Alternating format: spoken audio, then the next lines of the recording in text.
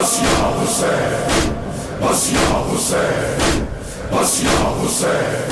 اللہ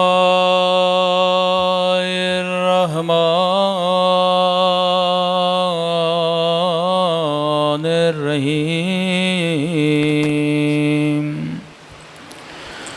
الحمد للہ رب العالمین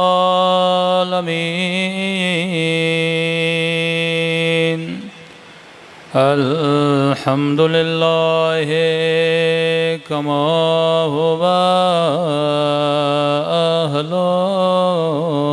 أهله الصلاة والسلام على سيد المرسلين وخاتم النبيين أبي القاسم محمد اللهم صل على محمد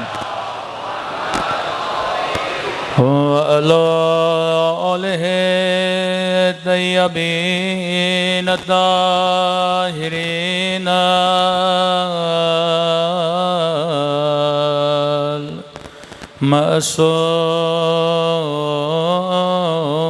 معصومین سب مل کے مولا کی سلامتی کی دعا اللہم کل ولیک حجت ابن الحسن صلواتک علیہ وعلی آبائه فی هذه الساعة وفي كل وليا وحافظا وقائدا ودليلا وعنا حتى تسكنه أرضك طوعا وتمتعه فيها طويلا برحمتك يا ارحم الراحمین صلوات پڑھے محمد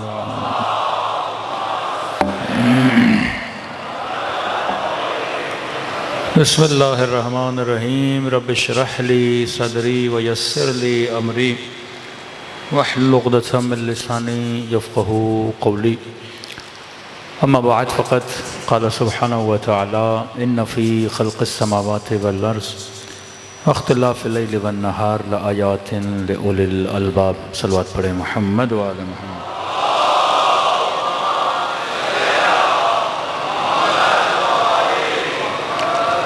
دعا ہے پروردگار عالم ہم سب کی عبادتوں کو اپنی بارگاہ عالی میں قبول فرمائے اور جس مقصد زندگی کی خاطر ان مجالس میں آتے ہیں خدا ان مقاصد میں بھی ہم سب کو کامیابی نصیب فرما دے مسلسل عرض کر رہے ہیں کہ زندگی یا ظلمتوں میں گزرتی ہے یا نور میں ظلمتوں میں گزرنے والی زندگی کو معصوم نے جہالت کا نام دیا ہے نور میں گزرنے والی زندگی کو معصوم نے عقل کا نام دیا ہے کہ رسول بھی یہی فرماتے ہیں اول ما خلق اللہ عقلی خدا نے سب سے پہلے میرے عقل کو خلق کیا اور چھٹے امام جعفر صادق علیہ السلام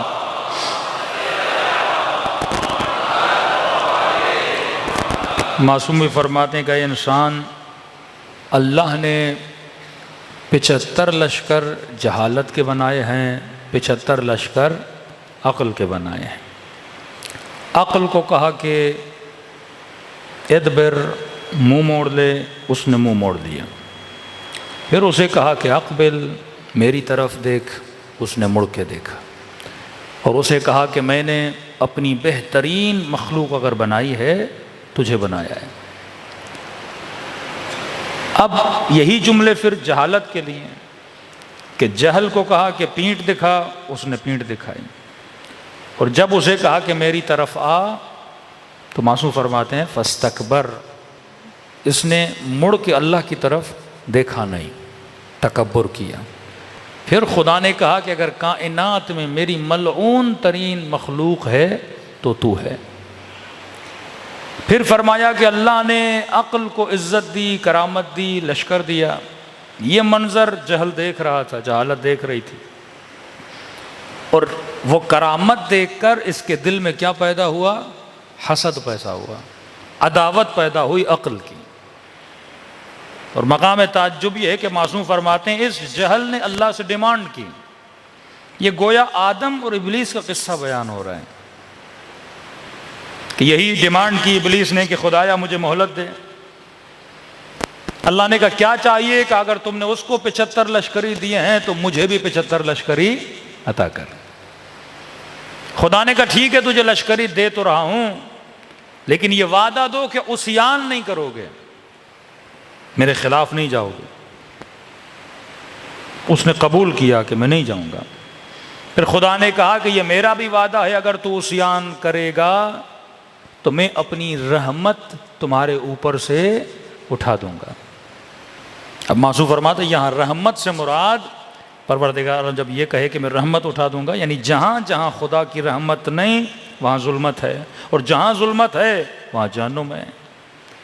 مطلب ہم سب کے اندر صفات جہل موجود ہیں، لیکن بالقوہ موجود ہیں، بالفعل نہیں ہیں۔ اور کیونکہ خدا نے کہا میں تجھے دے رہا ہوں، لیکن اگر عصیان کرو گے تو میری رحمت سے دور ہو جاؤ گے۔ یہ طاقتیں، یہ سپاہی میں تجھے دے رہا ہوں، لیکن اگر ان سپاہیوں کو میدان میں لا کر میرے خلاف استعمال کرو گے تو میں سزا دوں گا۔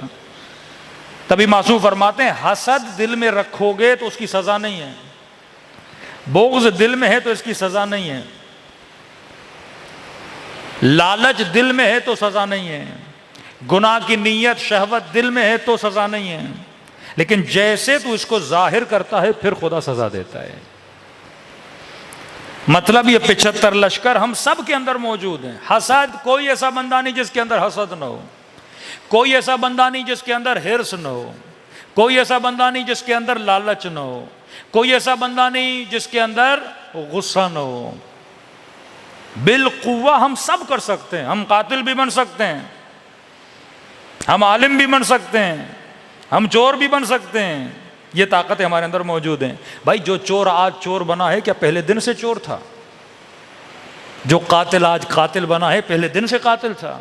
جو نشئی آج نشہ کر رہا ہے کیا پہلے دن سے ماں کے پیٹ سے یہ نشئی تھا؟ نہیں۔ جو بندہ فر جھوٹ بول رہا ہے کیا پہلے دن سے جھوٹا تھا؟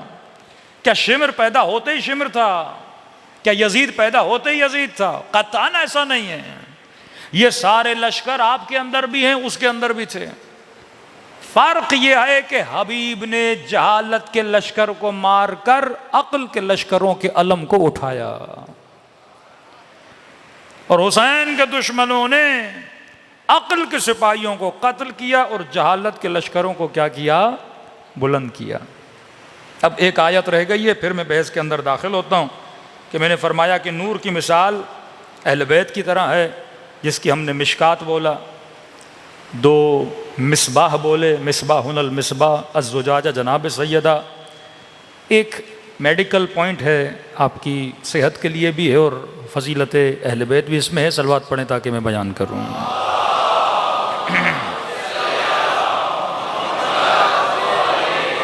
میں نے اس دن کہا کہ خدا نے قسم کس کی کھائی؟ والتین والزیتون، مجھے قسم ہے اولیو کی، مجھے قسم ہے انجیر کی، اور یہ شجر کون سا ہے؟ زیتونیہ ہے۔ معصوم نے فرمایا زیتون سے مراد امام حسین ہے۔ مطلب نسل اہل بیت اور نسل امامت اگر بڑھے گی تو کس سے بڑھے گی؟ حسین سے بڑھے گی۔ قسم کھائی زیتون کی، زیتون سے مراد امام حسین۔ جاپان کے ڈاکٹرز ہیں، انہوں نے ایک ریسرچ کی، شاید میں کئی مجلسوں میں بتا چکا ہوں، ریسرچ کی کہ انسان بوڑھا کیوں ہوتا ہے، اصلاً بڑھاپے کا وجہ کیا، بڑھاپے کا ریزن کیا ہے۔ تو انہوں نے دیکھا انسان کی باڈی میں ایک مادہ ہے، ایک لیکوڈ ہے جو نکلتا ہے، جس کو جوانی کے سیل بولیں آپ، جس سے انسان جوان رہتا ہے۔ اب بولتے ہیں 34-35 ایئر کے بعد وہ بننا ختم ہو جاتا ہے، یعنی 35 سال تک یا 40 سال تک وہ بنتا رہتا ہے، اور کیونکہ بنتا رہتا ہے انسان جوان رہتا ہے۔ اب وہ بننا ختم ہو جاتا ہے، جیسے وہ بننا ختم ہو جاتا ہے انسان بوڑھا ہونا شروع ہو جاتا ہے، بال سفید ہونا شروع ہو جاتے ہیں، کھال پہ جھریاں آنا شروع ہو جاتی ہیں، گھٹنوں میں تکلیف ہونا شروع ہو جاتی ہے۔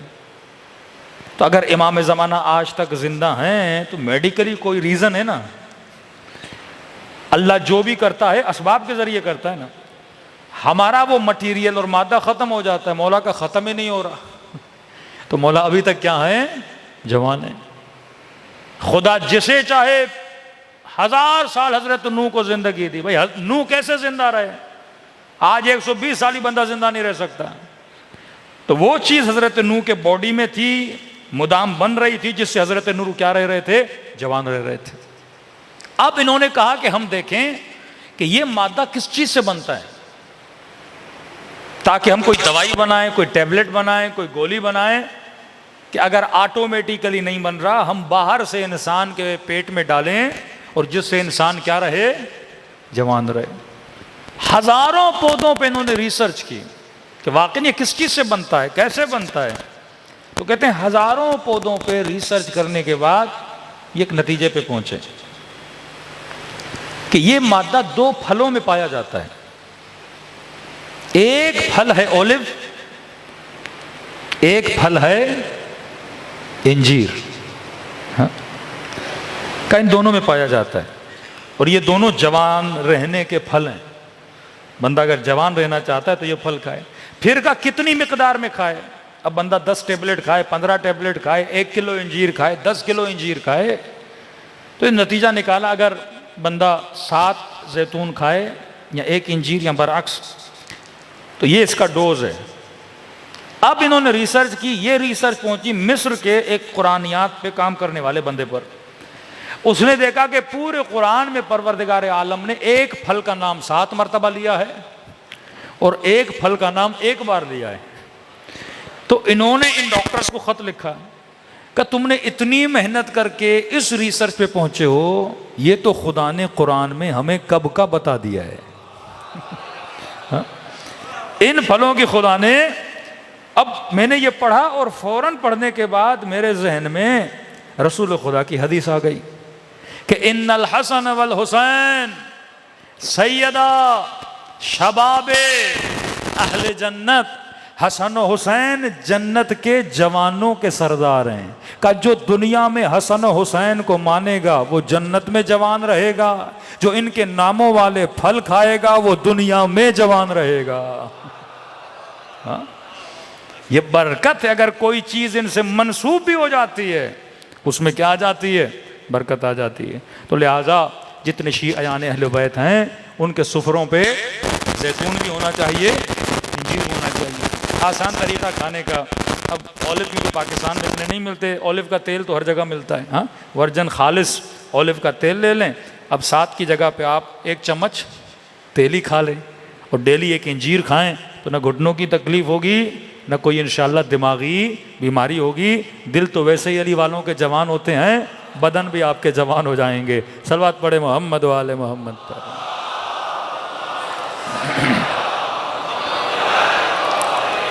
محمد وجل فرجم۔ اور دوسرا، زیتون کے بہت فوائد ہیں۔ ایک فائدہ یہ بھی ہے کہ بعض لوگوں کو کچھ اثرات ہوتے ہیں، ہاں اکثر روایات میں ملتا ہے کہ شیطان جب وسوسہ کرتا ہے تو انسان کے، فرماتے ہیں تمہارے وجود میں ایسے دوڑتا ہے جیسے تمہاری رگوں میں خون دوڑتا ہے۔ یہ وسواس ایسے نہیں آتے، نظر بد، وسواس، کوئی اثر، کوئی مختلف چیزیں ہوتی ہیں۔ تو فرماتے جو بندہ زیتون کا تیل کھاتا ہے اس کے اندر سے یہ اثرات کیا ہو جاتے ہیں؟ ختم ہو جاتے ہیں۔ تو واقعاً ہر وہ چیز جو منسوب اہل بیت علیہ الصلوۃ والسلام سے، اس میں دنیا بھی بنتی ہے، آخرت بھی بنتی ہے۔ صلوات پڑھے محمد و آل محمد۔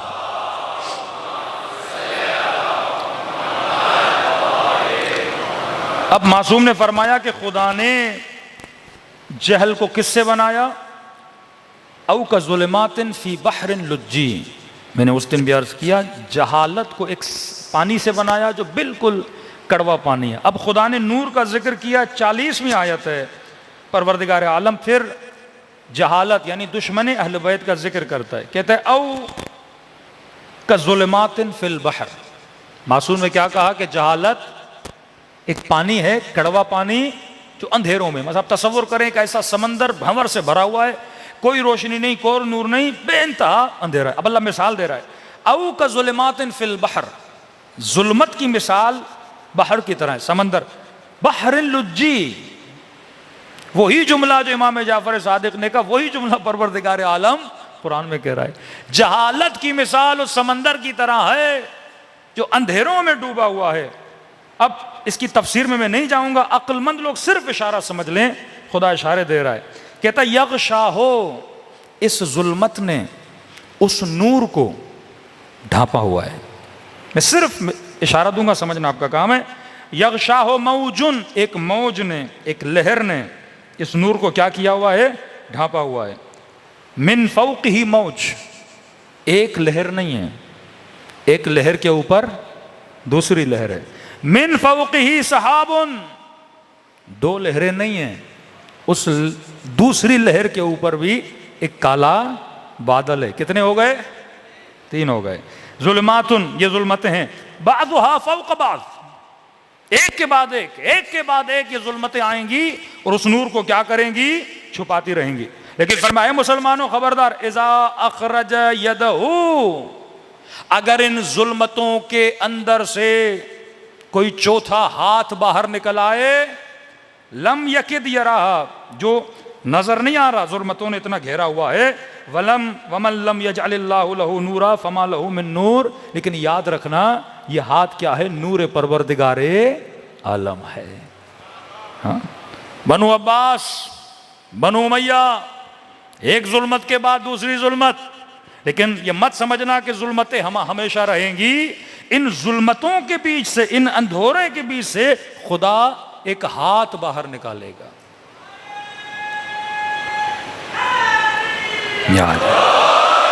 یہ ہاتھ اللہ کا نور ہے، جب اس ہاتھ کو دیکھو اسے کبھی چھوڑنا نہیں۔ اہل بیت کے نور کو چھپایا گیا، چھپایا گیا، چھپایا گیا، پھر خدا نے حضرت مہدی کو پردے غیب میں ڈال دیا۔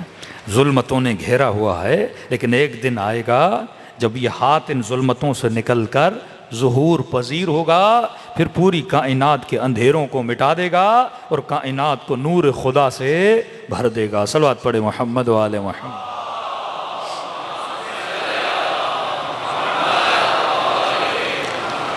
تو معصوم فرماتے ہیں کہ یاد رکھنا، پہلی چیز جو لشکر جہل کے طاقت کی چیز ہے، وہ چیز ہے کہ لشکر جہل حسود ہوتا ہے، کبھی حسد نہ کرنا۔ پہلا اس کا حربہ جلن ہے۔ مومن ترقی کر رہا ہے، آپ اس مومن سے جلو۔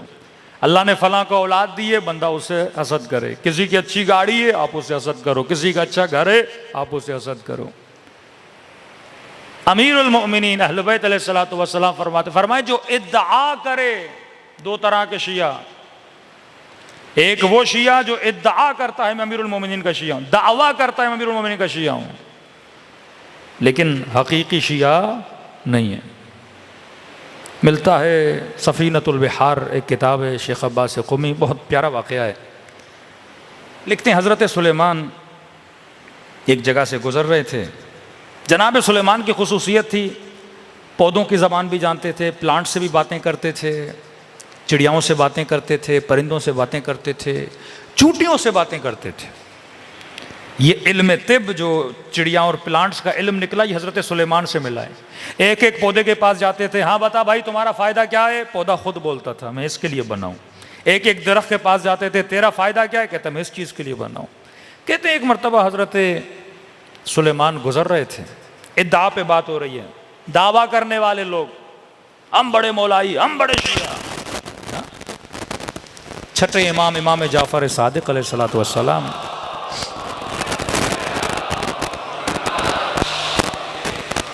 ایک شخص آئے، مولا میرے 4-5 دوست ہیں جو یہ بولتے ہیں وہ آپ کو بہت مانتے ہیں، لیکن مولا ان کے اندر کچھ عادتیں بری ہیں، کبھی جوا بھی کھیلتے ہیں، کبھی شراب بھی پیتے ہیں، کبھی گناہ بھی کرتے ہیں، لیکن کہتے یہ ہیں، دعویٰ یہ کرتے ہیں کہ وہ آپ کے ماننے والے ہیں.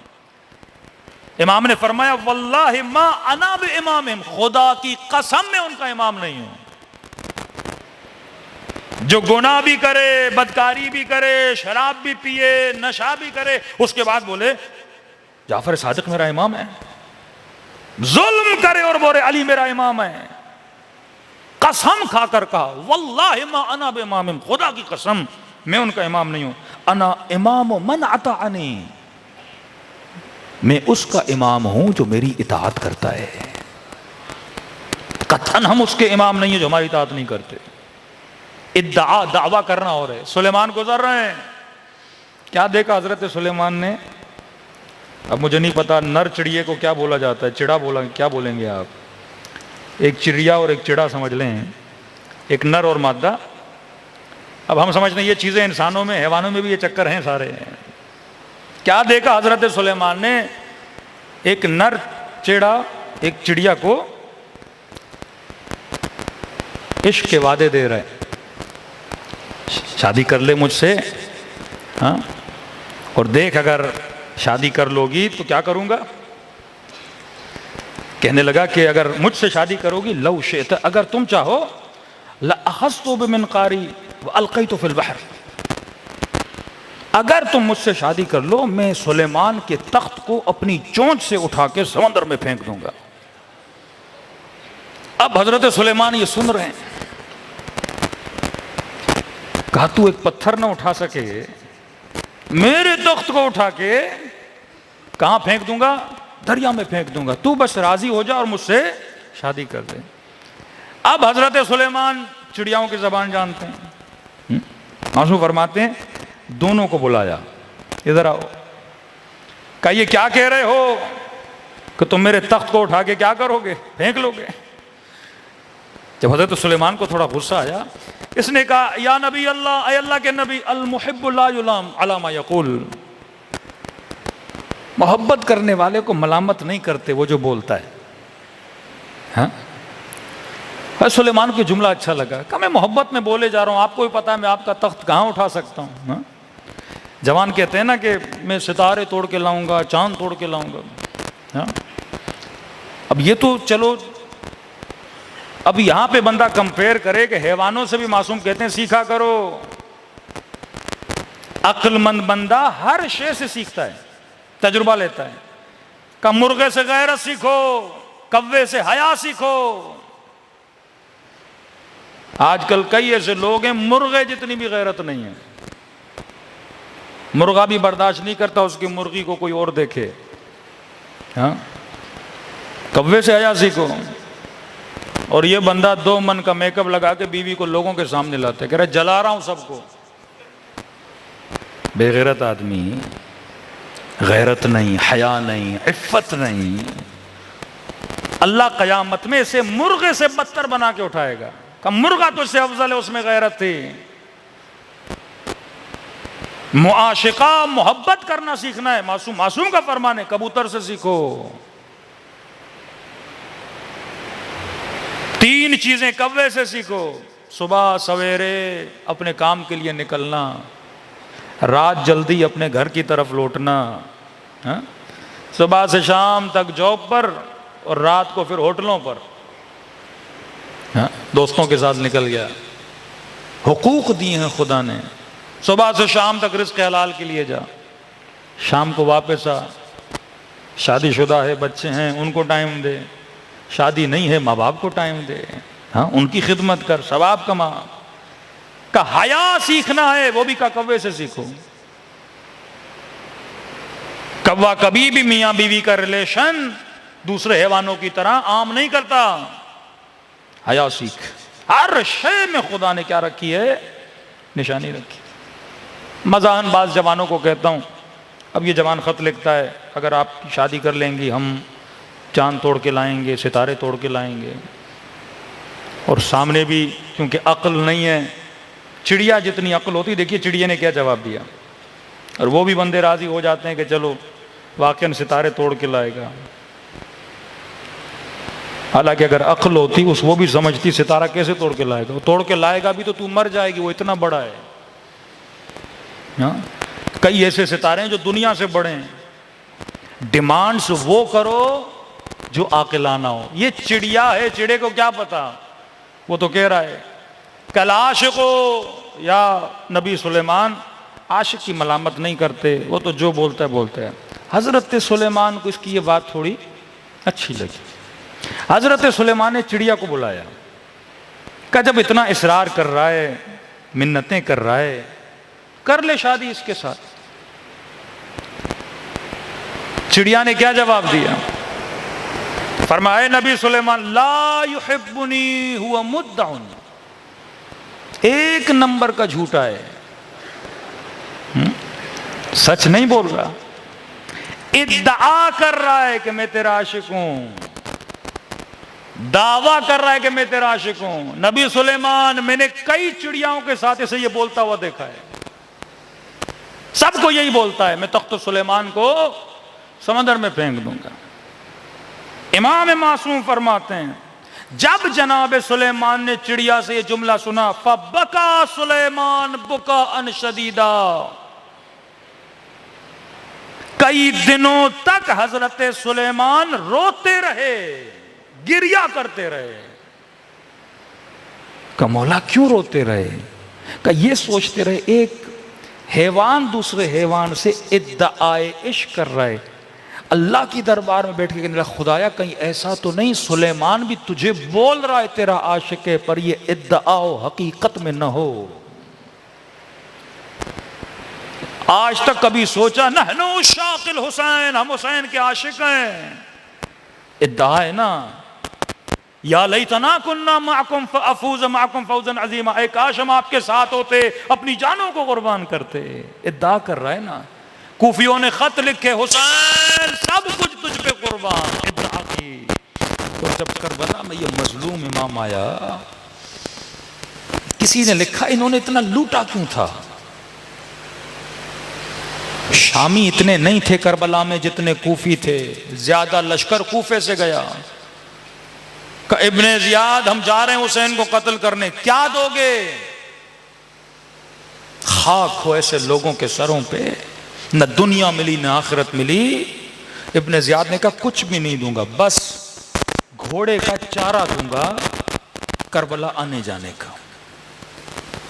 آپ بولو میں فلاں جرم کرنے جا رہا ہوں، مولانا صاحب کیا دو گے؟ میں بولوں صرف گاڑی کا پیٹرول دوں گا اور کچھ بھی نہیں دوں گا. کیونکہ جن کو دینا تھا وہ شروع میں چلے گئے، آخر میں لوگوں نے کہا ہمیں کیا ملے گا؟ انہوں نے کہا ہم بھی جائیں.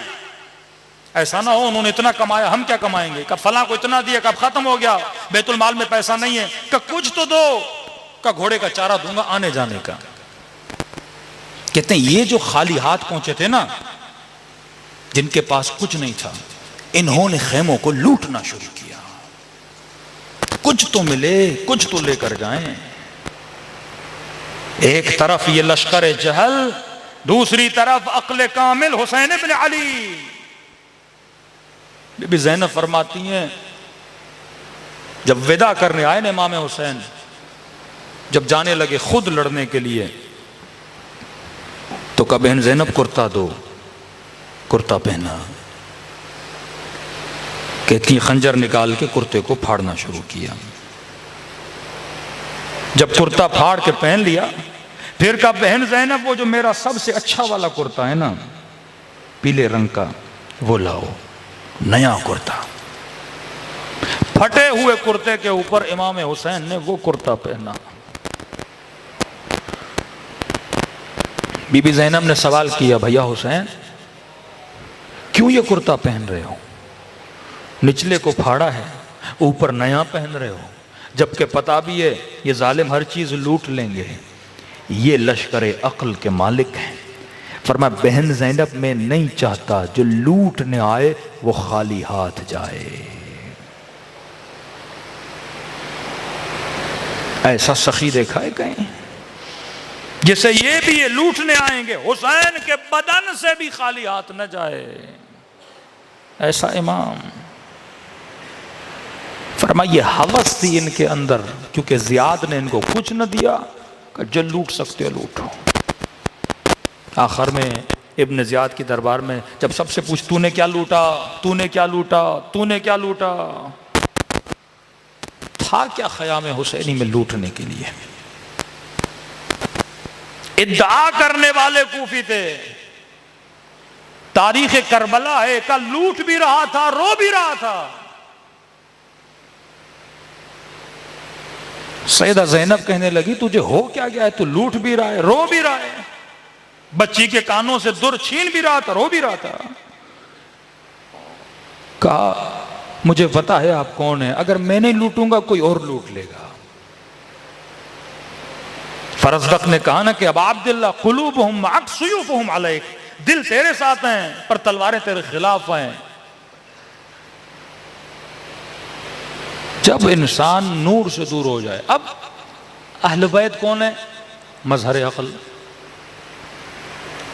اللہ نے عقل کو اس عالم سے بھیجا کہاں؟ دنیا میں. اہل بیت کا کمال کیا ہے؟ عقل کو کھول کے آپ کے سامنے رکھنا. مثال کی طرح سمجھاؤں گا. دیکھیے میں آپ کے سامنے باتیں کر رہا ہوں. بات کرنا کیا ہوتا ہے؟ میں اپنے باطن کو لفظوں میں ظاہر کر رہا ہوں. جو بات میرے ذہن میں ہے آپ کو نظر نہیں آ رہی, پوشیدہ ہے, وہ کس طرح ظاہر کر رہا ہوں؟ لفظوں میں. اہل بیت کا یہ کردار ہے. علم خدا ہم سب سے پوشیدہ ہے. اب آپ کی توجہ لفظوں کی طرف ہے یا بات کی طرف ہے؟ لفظوں کی طرف ہے. اگر میں یہاں پہ محمل لفظ استعمال کرنا شروع کر دوں, الف بے تے بول رہا ہوں نا, 28 29 اردو کے الفاظ ہیں جن کو جوڑ جوڑ کے میں آپ کے سامنے الفاظ پھینکتا جا رہا ہوں. اب لفظ اہمیت نہیں رکھتا, اس کا باطن اہمیت رکھتا ہے. اہل بیت کی مثال اسی طرح ہے. وہ اللہ کے باطن کو اپنے لفظوں میں ظاہر کرتے ہیں. یہ کام کوئی اور نہیں کر سکتا. دوسرے خلیفے یا تیسرے خلیفے کا زمانہ تھا, یا ابو بکر کا یا عمر کا. ایک شخص آیا اور کہنے لگا جناب عمر بتاؤ اللہ کہاں ہے؟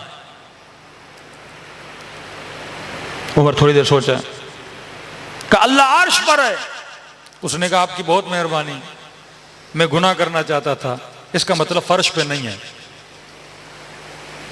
آگے بڑھنے لگا, امیر المومنین نے روک لیا, بندہ خدا ادھر آؤ میں تجھے بتاتا ہوں اللہ کہاں ہے. پہلا سوال جو نوجوانوں کے ذہنوں میں آتا ہے نا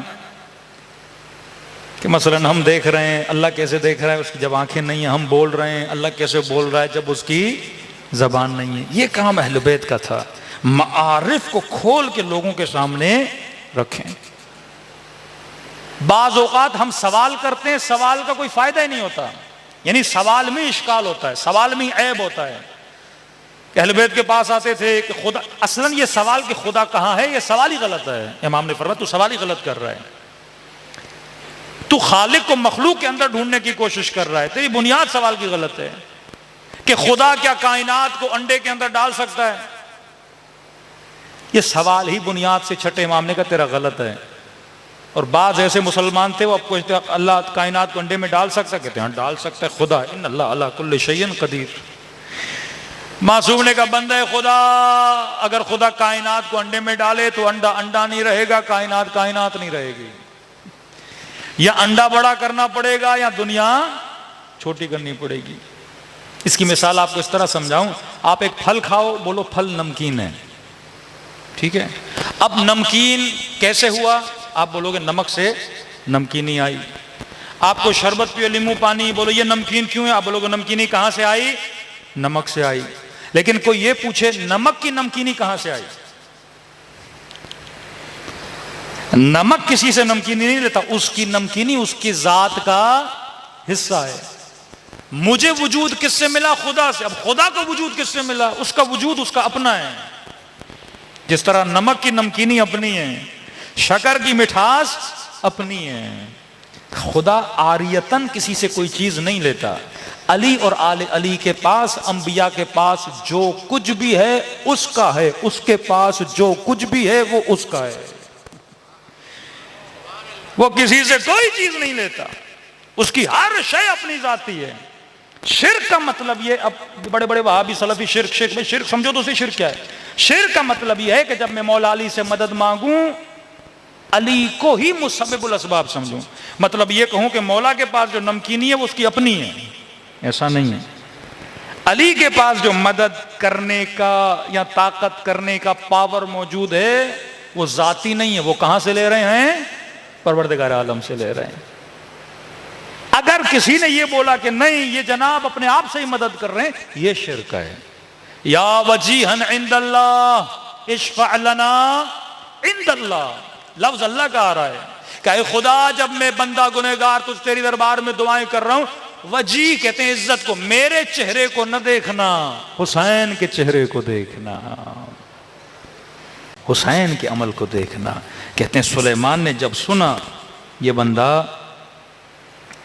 ادعا کر رہا ہے، اچانک اپنی طرف متوجہ ہوئے، کہیں ایسا تو نہیں خدایا، میں کہہ رہا ہوں تو میرا رب ہے، تو میرا مولا ہے، تو میرا خدا ہے، میں کہتا ہوں میں تجھ سے ڈرتا ہوں، لیکن اگر میں کسی اور سے ڈر رہا ہوں، کہتے ہیں روتے رہے زار و قطار.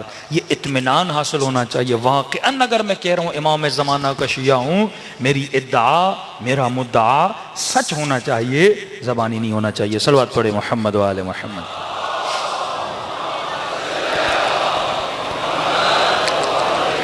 حضرت موسیٰ علیہ السلام، موسیٰ کا قصہ بھی 2000 قرآن میں آیتیں قصص الانبیاء کی، 2000 آیتیں، 6000 آیتیں جس میں سے 2000 قصے. کہتے ہیں حضرت موسیٰ جیسے گھر سے نکلے، من شیعتی ہی، ایک حضرت موسیٰ کا شیعہ اور ایک دو بندے آپس میں لڑ رہے تھے. حضرت موسیٰ بیچارے ان کو بچانے کے لیے گئے. ایک ان کا شیعہ تھا، دوسرا قبطی. قبطی وہ تھا جس نے حضرت موسیٰ کے کئی اصحاب کو قتل بھی کیا تھا، قاتل بھی تھا، بدبخت بھی تھا. اور حضرت موسیٰ جب چھڑانے گئے، اس بندے نے، قبطی نے بدتمیزی کی. اب موسیٰ بنی اسرائیل میں سے، کہتے ہیں حضرت موسیٰ بڑے ہیکل، بڑے بدن رکھنے والے اور بڑے طاقتور انسان تھے. جیسے اس نے بدتمیزی کی، حضرت موسیٰ نے ایک مکہ مارا. اب مکہ بھی پتہ نہیں کیسا تھا، وہ بندہ گرا اور وہیں پہ مر گیا. گئے چھڑانے تھے، بندہ مار دیا. اب پہلے سے قاتل تھا، اس کو سزا تو ملنی تھی. اب یہاں پہ ایک شبہ آپ کے ذہن میں حل کرتا ہوا چلوں. لوگ کہتے ہیں نا حضرت خضر نے اس بچے کو کیوں مارا؟ حضرت موسیٰ نے نبی تھے، مکہ مار کے بندہ مار دیا. اس کا جواب علماء یہ دیتے ہیں، آغا طباطبائی کہتے ہیں دیکھو، نبی بھی اللہ کا ولی ہے، اسرائیل بھی اللہ کا ولی ہے. اسرائیل کتنے بچوں کی جان لیتا ہے، کتنے جوانوں کی جان لیتا ہے. آج تک کسی نے بولا کہ اسرائیل کیوں قتل کرتا ہے؟ روح نکال دیتا ہے نا، بندوں کو مار دیتا ہے، لیکن کس کے اذن سے؟ اللہ کے اذن سے. تو نبی کو بھی یہ حق ہے، کیونکہ وہ بھی اللہ کا ولی ہے، جس کی چاہے جان لے لے، اس میں اللہ کی کوئی نہ کوئی بھلائی ہوتی ہے. لیکن حضرت موسیٰ کا یہ کام ترک اولا میں شمار ہوتا تھا. تب کہا کہ رب ظلمت نفسی، اے خدا میں نے اپنے نفس سے بڑا ظلم کیا، فاغفر لی، مجھے بخش دے. حضرت موسیٰ چھپ گئے، کسی کو پتہ نہ چلے. 3-4 دن کے بعد حضرت موسیٰ پھر اٹھے. پھر کیا دیکھا؟ میرا شیعہ کسی اور سے لڑ رہا ہے.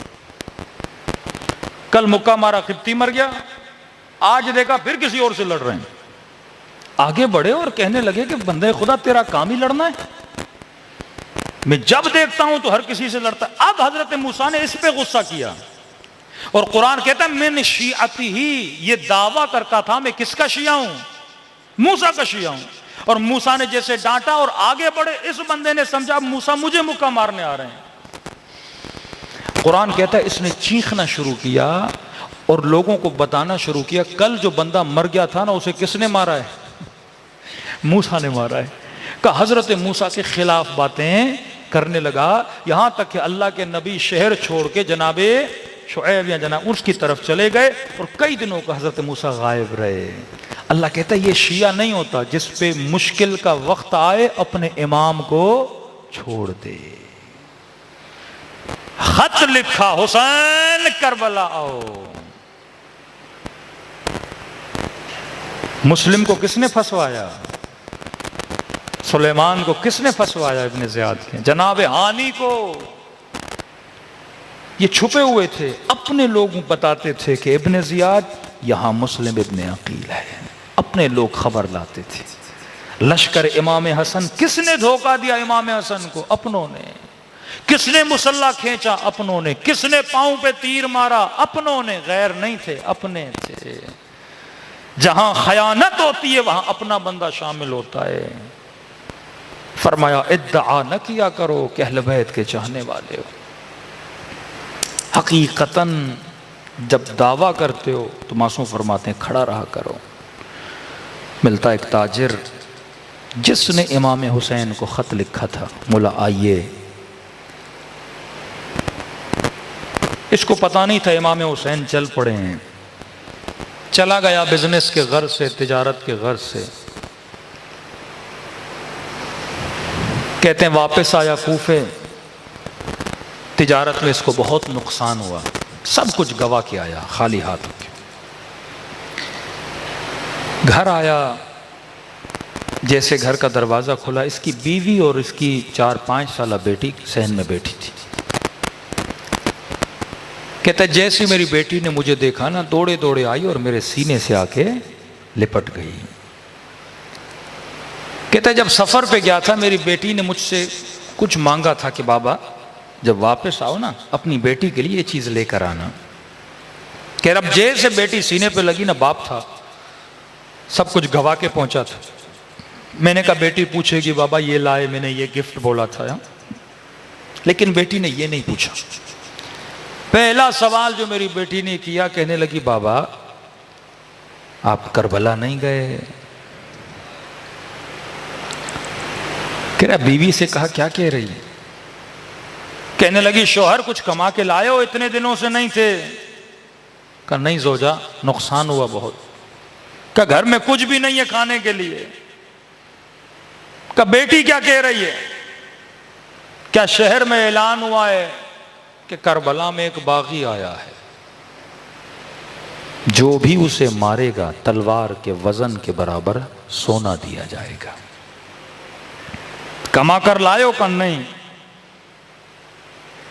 کہا جلدی جا، گھوڑا اٹھا، جلدی پہنچ، دیر نہ کر۔ پورے کوفے کے لوگ جا رہے ہیں، جنگ ہے۔ اس نے گھوڑا لیا، بے دریغ دوڑاتے دوڑاتے پوچھتے پوچھتے میدان کربلا پہنچا۔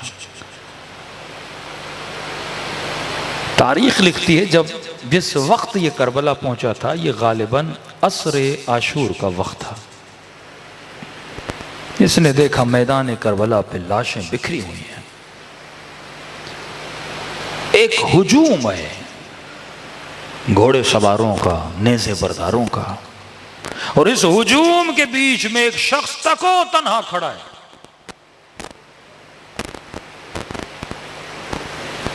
کوئی اسے پتھر مارتا ہے، کوئی اسے تیر مارتا ہے، کوئی اسے نیزہ مارتا ہے، کوئی دور سے تلوار مارتا ہے۔ کہتا میں سمجھ گیا یہ دشمن ہے جسے مارنا ہے۔ میں بھی اس بھیڑ کے اندر گیا، اس ہجوم کے اندر گیا۔ میں نے کہا میں پیچھے کیوں رہوں؟ میں نے بھی ایک پتھر اٹھایا اور آگے بڑھ کے اسے مارنا چاہا۔ کہ جیسے مارنا چاہتا تھا نا، اس نے نگاہیں بلند کر کے مجھے دیکھنا شروع کیا۔ کہتا ہے وہ ہیبت اس کی نگاہوں میں تھی، وجود پہ لرزہ طاری ہو گیا۔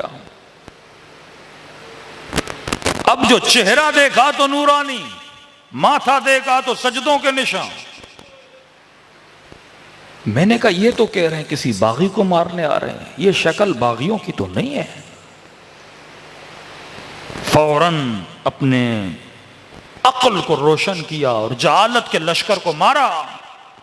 کہ کہیں ایسا نہ ہو غلط آدمی کو مار دو، پہلے پوچھو تو صحیح کون ہے۔ کہتے آگے بڑھا اور میں نے کہا السلام علیک ایھا الشیخ الکبیر، اے بوڑھے تجھ پر میرا سلام ہو۔ کہتے جب سلام کیا نا تو گویا اس کے چہرے پہ خوشی کے آثار آ گئے۔ کبھی سوچا عاشور کے دن 100 مرتبہ مولا کو کیوں سلام کہنے کے لیے بولا گیا؟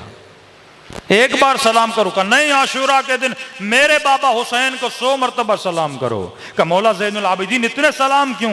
کہ کیونکہ عاشورہ کے دن میرا بابا ترس گیا تھا، کوئی سلام کرے میرے بابا کو۔ کہتے تھے یہ مسلمان نہیں ہے، اس کو کیوں سلام کریں؟ اس نے کہا السلام علیکہ ایھا شیخ الکبیر، اے بوڑھے تجھ پر میرا سلام ہو۔ اس نے کہا وعلیکہ السلام، تجھ پر بھی میرا سلام ہو۔ میں نے کہا آپ کون ہیں؟ کہ عجیب ہو، بلاتے بھی خود ہو، پوچھ بھی خود رہے ہو میں کون ہوں۔ کہ متعجب ہوا، کیا مطلب؟ کہ تو نے خط نہیں لکھا تھا حسین کو؟ اب 5 منٹ کے لیے تصور کریں تیرے ہاتھ میں پتھر ہو اور تو کسی کو مارنا چاہے، اسی وقت تجھے پتا چلے یہ تیرا امام زمانہ ہے، کیا گزرے گی انسان پہ؟ محب تھا، عاشق تھا، کہتا ہے بدن پہ لرزہ طاری ہوا۔ میں نے کہا حسین؟ کہاں محمد کا نواسا حسین ہوں۔ کہتا ہے دوڑا دوڑا مولا کے قریب گیا۔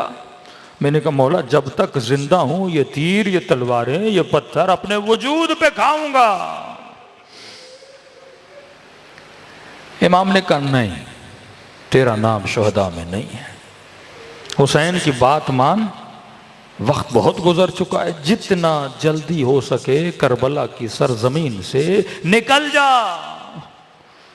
میں نے کہا مولا اس حال میں اپنے مولا کا حکم دے رہا ہوں نکل جا، تیرا نام شہداء میں نہیں ہے۔ مولا جلدی کیا ہے؟ فرمایا ابھی آواز دوں گا حل من ناصر ینصرنا، جو آواز سنے گا اور نہیں آئے گا جہنمی بنے گا۔ میں نہیں چاہتا تو یہ آواز سنے، نکل جا کربلا سے۔ علماء فرماتے پتہ نہیں حسین کیوں اتنا اصرار کر رہے تھے، کہ شاید حسین یہ چاہتے تھے کوفے میں کوئی تو ہو میری زینب کے لیے چادر کا بندوبست کرے، کوئی تو ہو جو میری غربت کا اعلان کرے۔ کہتا ہے جب حکم دیا نا امام نے، روتی ہوئی آنکھوں سے قدم پیچھے کرتا گیا۔ کہتا ہے تھوڑا دور ہی ہوا تھا، پیچھے سے پھر آواز دی ذرا میرے قریب تو آ۔ کہتا ہے خوشی خوشی دوڑا، شاید حسین نے اذن جہاد دینا ہے۔ آگے بڑھا مولا، لڑوں، دفاع کروں، جان قربان کروں۔ کہا اس کے لیے نہیں بلایا۔ مولا کیوں بلایا ہے؟ کہ اپنے زخمی بدن اور زخمی انگلیوں سے حسین نے ایک انگوٹھی اتاری۔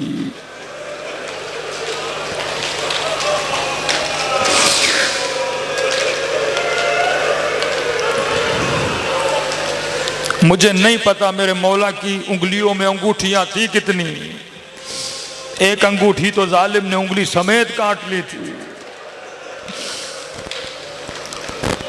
انگوٹھی اتاری اور مجھے دی، کہتا میں پریشان ہوں مولا مجھے کیوں دے رہے؟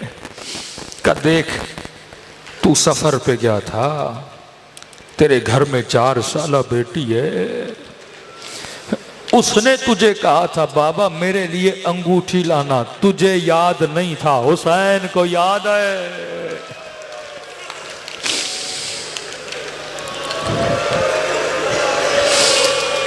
اتنی محبت کرتے حسین تیرے بچوں سے۔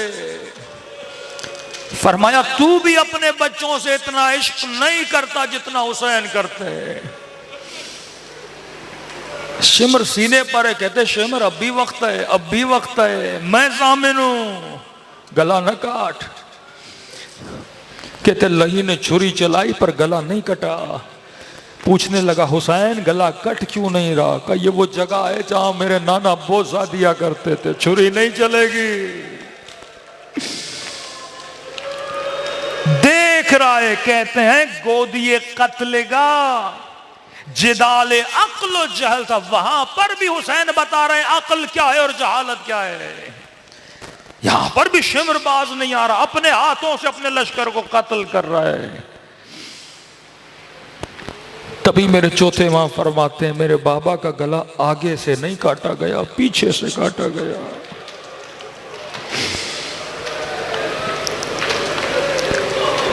سجدہ شکر عطا کرو، خدا نے حسین جیسا امام دیا جو تیری نسلوں سے پیار کرتا ہے۔ خدا کی قسم حسین کو پیار نہ ہوتا تجھے فرش عزا پہ بلاتا۔ محرم پاکستان میں تو منا رہا ہے، دنیا نہیں منا رہی۔ تو محرم کو محسوس کر رہا ہے، دنیا اپنے کاموں میں مگن ہے۔ کئی ایسے لوگ ہیں پوچھو کہ محرم پتا بھی نہیں محرم کیا ہے۔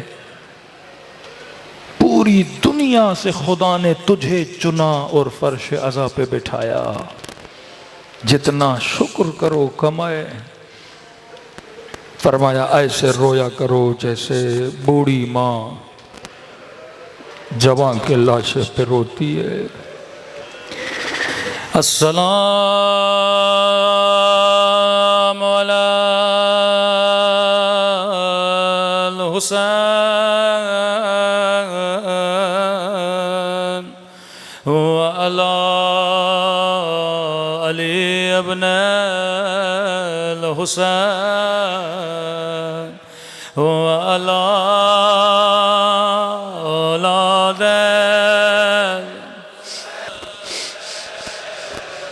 وعلی صحابہ۔ بلند آواز سے السلام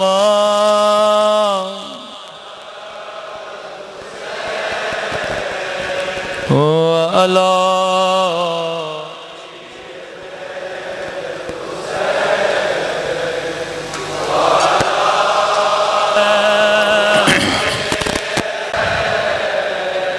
وعلی صحابہ۔ سب مل کے السلام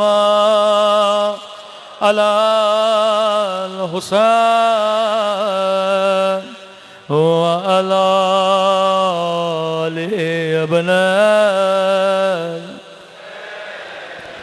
وعلی اولاد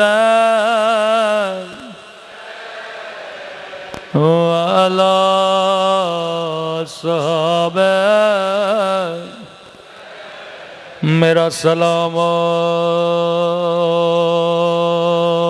رباب کی اجڑے ہوئے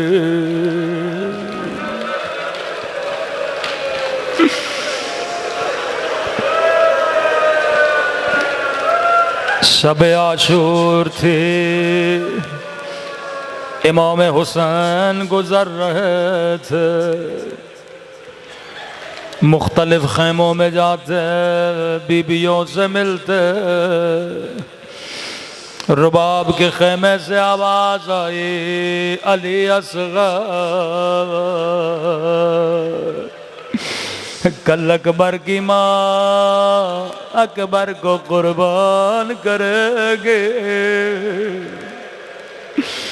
کل قاسم کی ماں قاسم کو قربان کرے گے، کل زینب اور محمد کو قربان کرے گے۔ میرے لال تو چھوٹا ہے، تو تلوار اٹھا نہیں سکتا۔ بی بی زہرا کاش میرا بچہ بڑا ہوتا، میں حسین کے لیے میدان میں بھیج دے۔ مولا حسین کو بڑا پیارا آیا، خیمے میں گئے، علی اصغر کو گود میں لیا، کہنے لگے رباب کل میں تیرے اصغر کو اپنے اکبر سے بڑھا دوں گا۔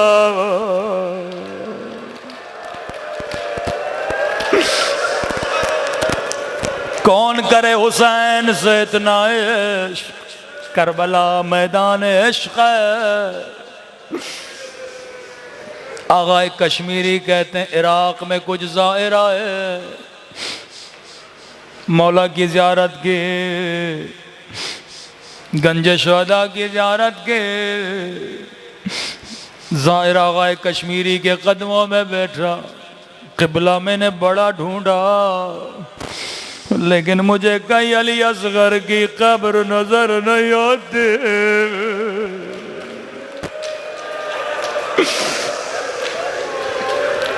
کہاں ہے بدن علی اصغر، میں زیارت کرنا چاہتا ہوں۔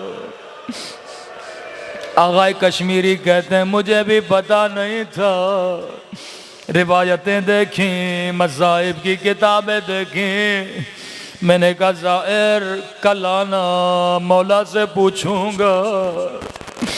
پوری رات مصلی پہ عبادت کی، مولا آپ کے عزادار پوچھتے ہیں علی اصغر کی قبر کہاں؟ مولا زائر پوچھتے ہیں علی اصغر کی قبر کہاں؟ آغائے کشمیری کہتے ہیں نیند آئی، خواب کے عالم میں امام حسین کو دیکھا، فرمایا کشمیری میرے زائروں کو کہہ دو اصغر کی قبر ڈھونڈنے کی زحمت نہ کرے، جس نے علی اصغر کی زیارت کرنی ہو وہ حسین کے قبر کی زیارت کر لے۔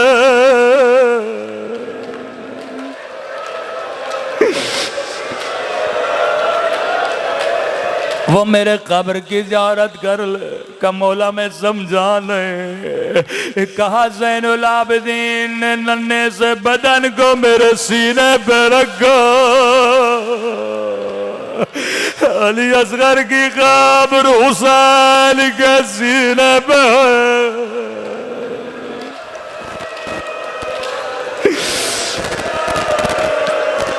اے خدا تجھے باب الحوائج علی اصغر کا واسطہ۔ بی بی رباب فرماتی ہیں سب شہید ہو گئے، امام حسین میدان میں گئے، جب تک وہ تنہا رہ گئے، ایک مرتبہ آواز بلند کی، حل من ناصر ینصرنا،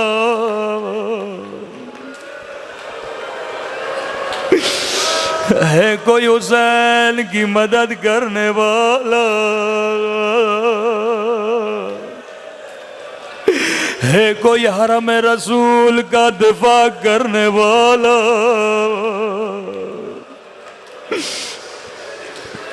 رباب کہتی ہیں جیسے آواز علی اصغر کے کانوں پہ پڑے، بچے نے رونا شروع کیا، اتنا رویا خود کو جھولے سے زمین پہ گرا دیا۔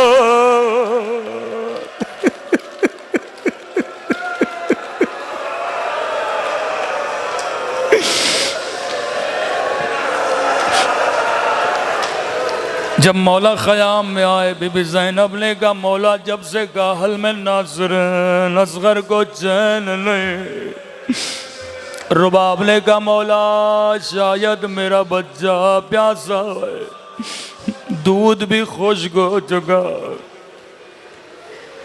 امام نے کہا رباب گھبراؤ نہیں، ان کی دشمنی میرے ساتھ ہے، میں تیرے بچے کو پانی پلاؤں گا۔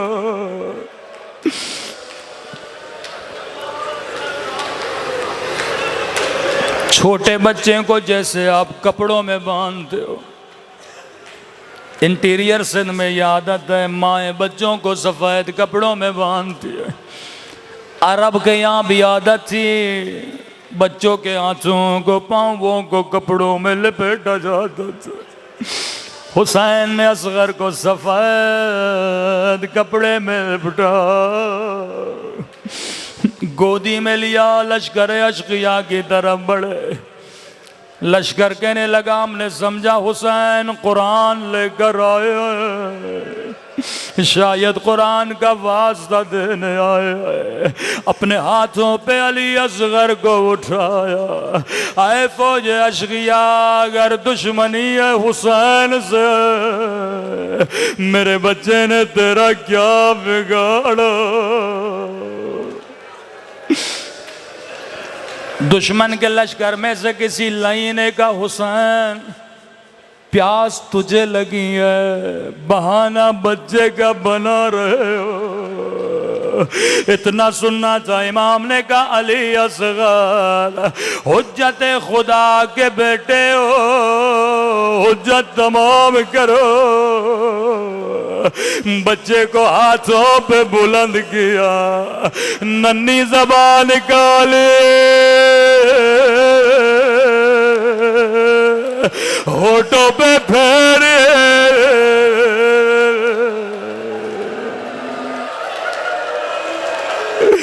ابن سعد کے لشکر میں کوہرام بپا ہوا، منہ چھپا چھپا کے دشمن رونے لگا۔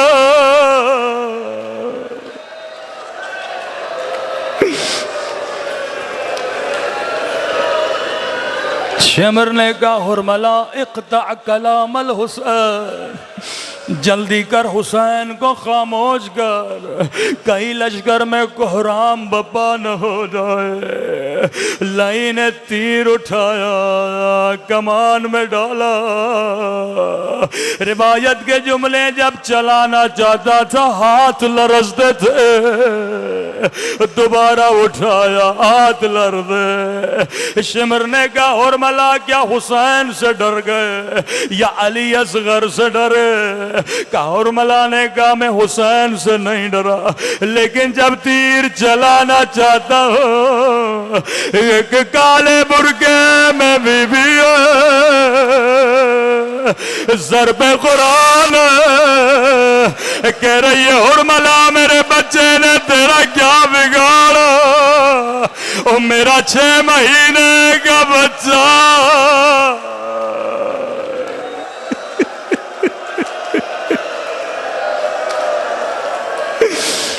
میرے 6 مہینے کے بچے نے تیرا کیا بگاڑا؟ لعین کا تو نشانہ لے، میں تیری آنکھوں پہ پٹی باندھتا ہوں۔ لعین نے نشانہ لیا۔ علماء فرماتے ہیں عرب کے یہاں 2 طرح کے تیر ہوا کرتے تھے، ایک تیر انسانوں کو گرانے کے لیے، دوسرا تیر گھوڑوں کو گرانے کے لیے۔ لعین نے وہ تیر اٹھایا جس کا وزن اصغر کے وزن سے زیادہ تھا، تیر کمان سے نکلا، من الاذن الى الاذن، ایک کان سے دوسرے کان سے نکلا، بذبح علی اصغر۔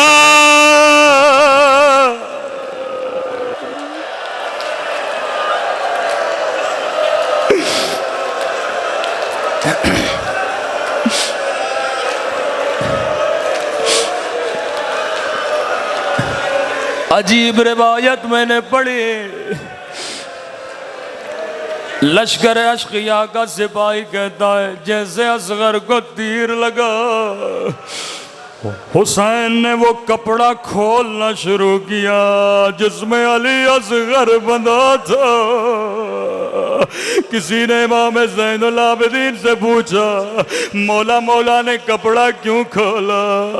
کہا تاکہ ننھے بچے کو تڑپنے میں آسانی ہو۔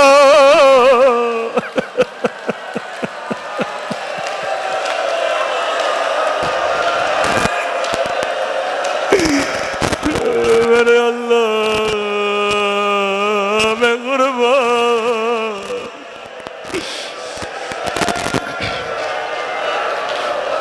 انشاءاللہ صبح عاشورہ مال کریں گے۔ ہم چند قدم آگے جاتے ہیں، چند قدم پیچھے آتے ہیں۔ بہت دیر لگی حسین کو خیمے میں جاتے جاتے،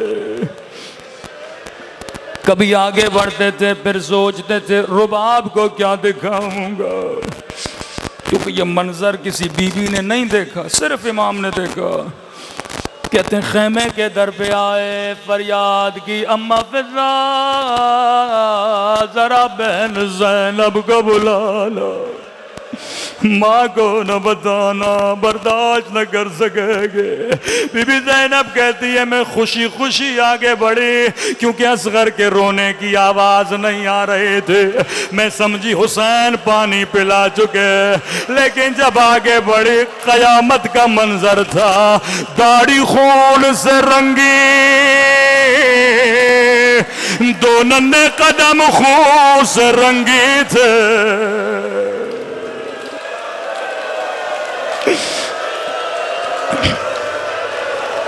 بی بی زینب کو خیمے کے پیچھے لے گئے، ذوالفقار نکالے، ننھی سی قبر کھودی، یہ واحد شہید ہے جسے امام نے دفن کیا۔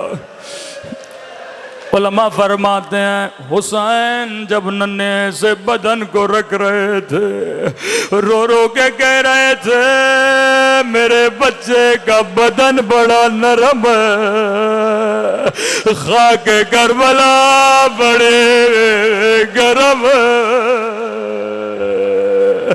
اب مجھے نہیں پتا یہ روایت پڑھوں یا نہیں، کمزور دل مومن مجھے معاف کرے، سید مجھے معاف کرے۔ حسین کی حسرت تھی میرے بچے کا بدن بڑا نرم ہے، سب کے سر کٹے پر اصغر کا گلا نہ کٹے۔ 11 محرم کا دن آیا، ظالم نے کہا میرے شعلہ سر کہا ہے، جب نہ ملا لئی نے حکم دیا 40 نیزے سوار گھوڑوں پہ بیٹھے، یہ نیزے سوار دوڑتے تھے، یہاں نیزے زمین میں جاتے تھے، رباب کا کلیجہ ایک مرتبہ نیزہ اوپر آیا، ایک ننھا سا بدن، رباب نے کہا میرا غریب بچہ، اور 3 مرتبہ شہید ہوا۔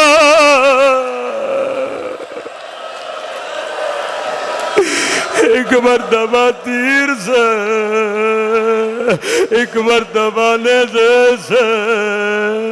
امام سجاد فرماتے ہیں لعینن بدن ماں کے سامنے لے آیا، اللہ یہ منظر کسی ماں کو نہ دکھائے، لعین علی اصغر کا گلا کاٹا، پوری زندگی دھوپ میں بیٹھی، میرا حسین مارا گیا، میرا اصغر مارا گیا، ماتم حسین۔ بس یا حسین، بس یا حسین، بس یا حسین۔